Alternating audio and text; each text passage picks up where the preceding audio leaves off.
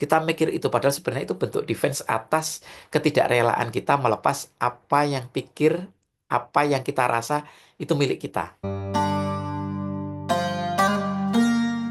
Assalamualaikum warahmatullahi wabarakatuh. Salam sejahtera buat kita semuanya. Jumpa lagi dengan saya, Rudi Cahyo, masih di acara Jalan Penuh Makna, edisi spesial Ramadan.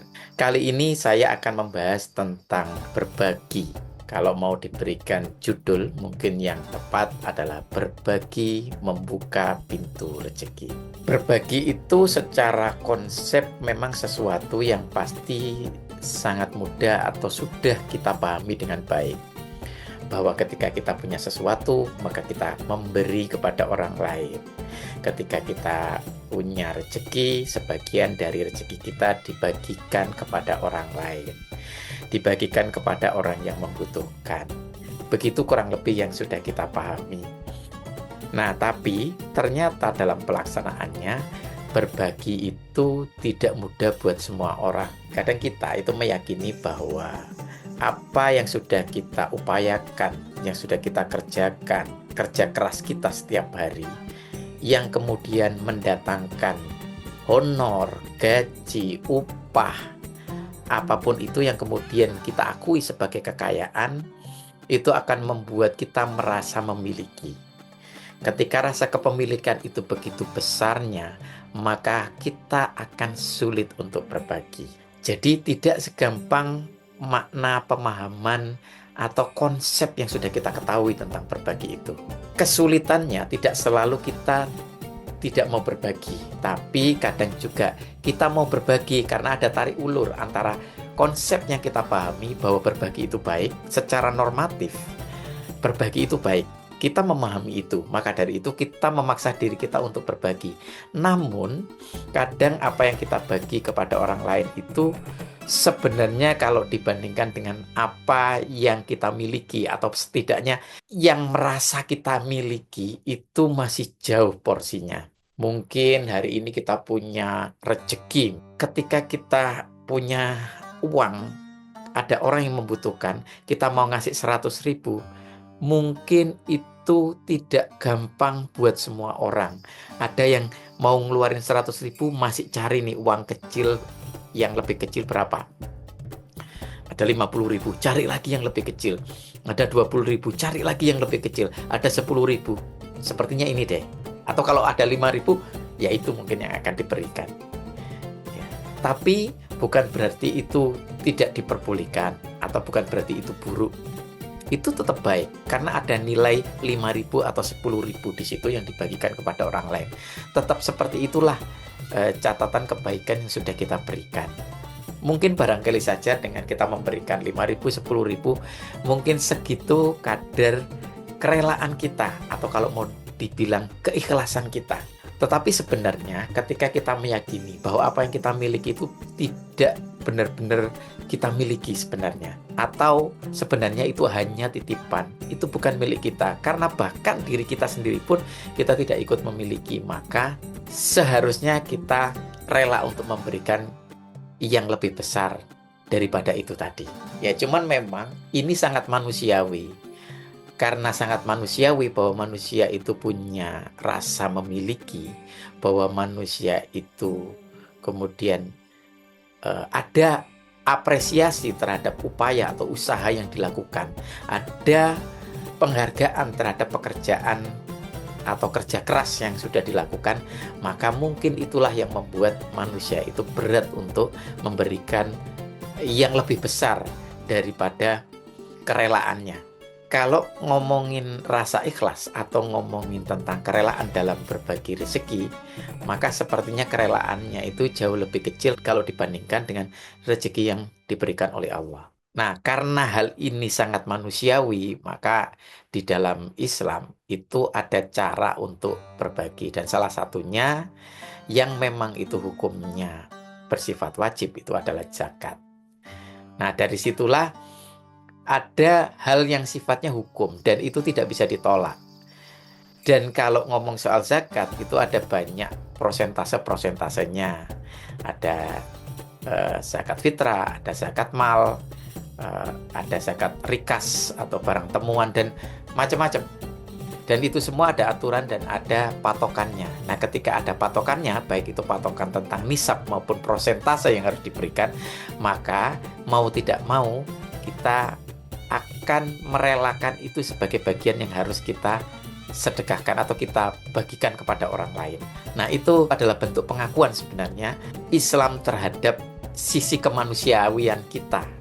Ketika kita punya rasa memiliki, ketika kita merasa bekerja keras dan kemudian sulit untuk berbagi, maka ada pintu wajib yang disediakan oleh Islam untuk kita mau tidak mau harus berbagi.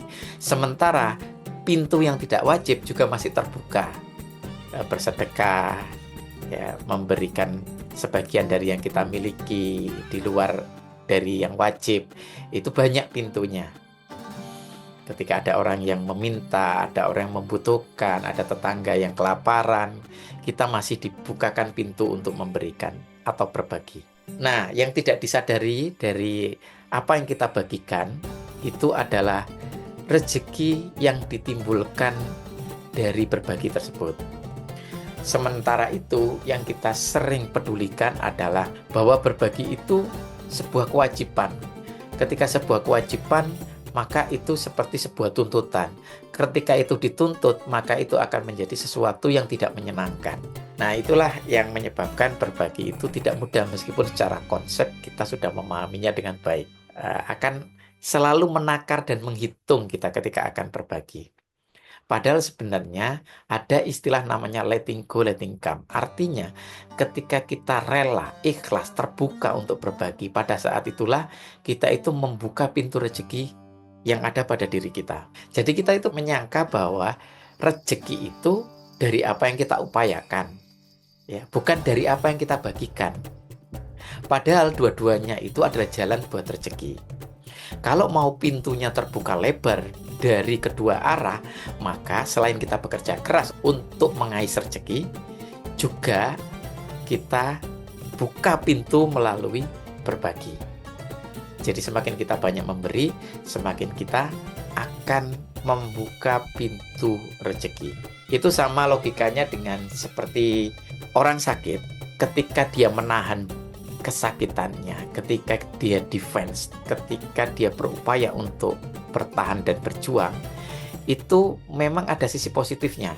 Artinya, ya dia melawan sakitnya itu, tapi ada cara lain yang juga bisa digunakan untuk melawan rasa sakit itu, yaitu dengan cara mensyukuri kondisinya dia sebagaimana kesehatan yang diberikan, termasuk juga menerima tanpa komplain sakit yang diberikan. Nah, artinya kita itu membuka pintu penyembuhan sebenarnya pada saat kita itu menerima sakit itu tanpa komplain.